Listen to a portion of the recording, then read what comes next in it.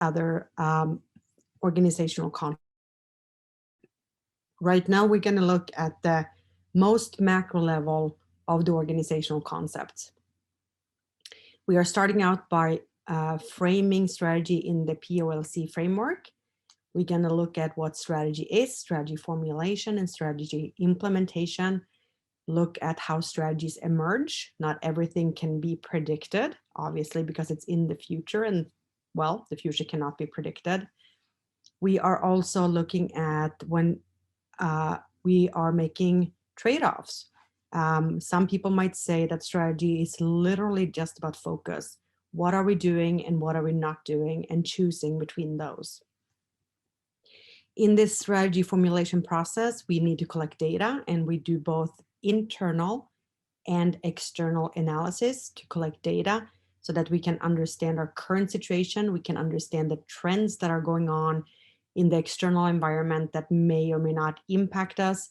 And we need to look internally to our resources and our capabilities, as well as competencies, to make sure that we can execute on the plans, the strategic formulation that we are embarking upon.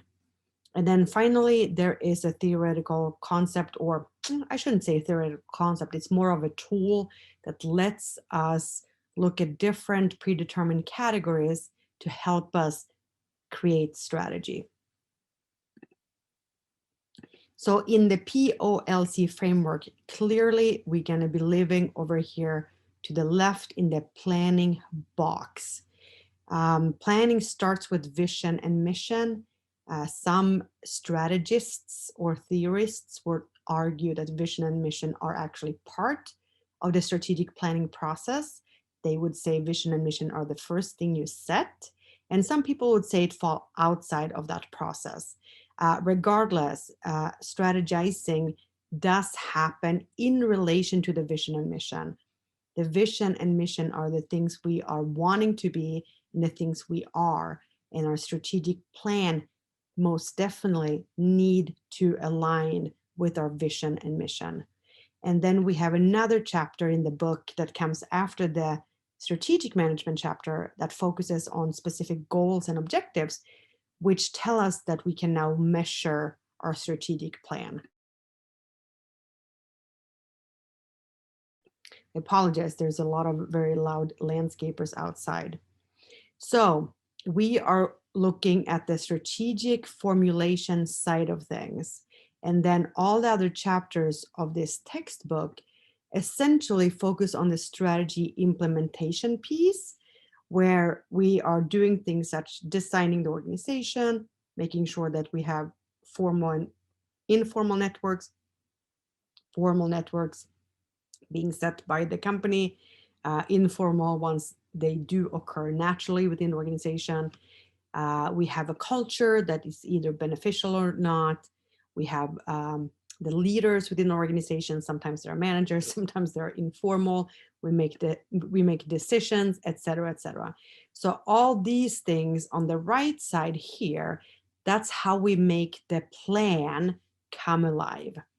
So we plan and then we implement by organizing, leading, and controlling.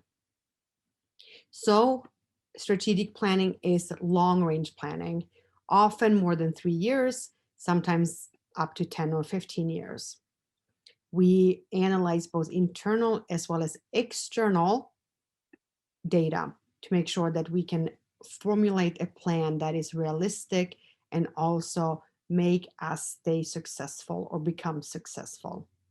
We collect data from multiple sources, clearly, because that's how we do it. We want accurate data and we want data from our stakeholders. And so we might have to go and look in different places for that.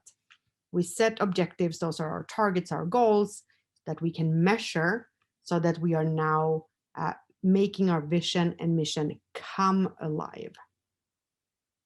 If you are in a for-profit organization, we want to be competitive, meaning we are in the market competing against other actors, and we are successful in that. But of course, we also have government organizations, we have nonprofits, we have other types of organizations, and they also engage in strategic planning because strategic planning is essentially future planning.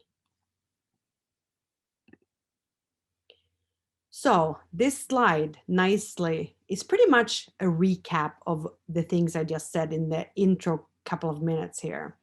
So the process of strategic planning is how we manage the formulation as well as the implementation, right? So we create the plan and then we implement it. And we're doing it to make sure that we hit our mission and vision, and we are measuring goals and objectives on the way over there.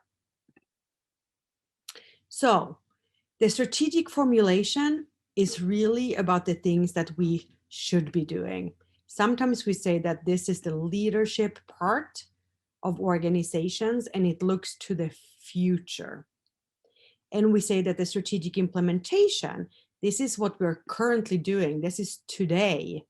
And this is what managers are ensuring that we are doing correctly.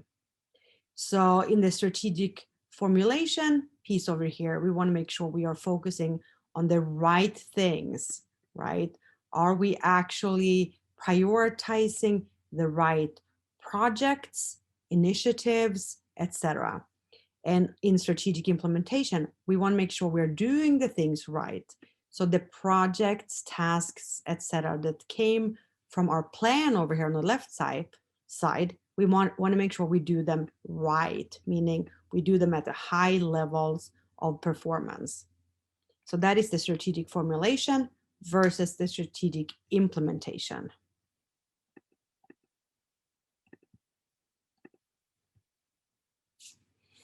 We have two types of strategies. We actually have more, but our focus in this book here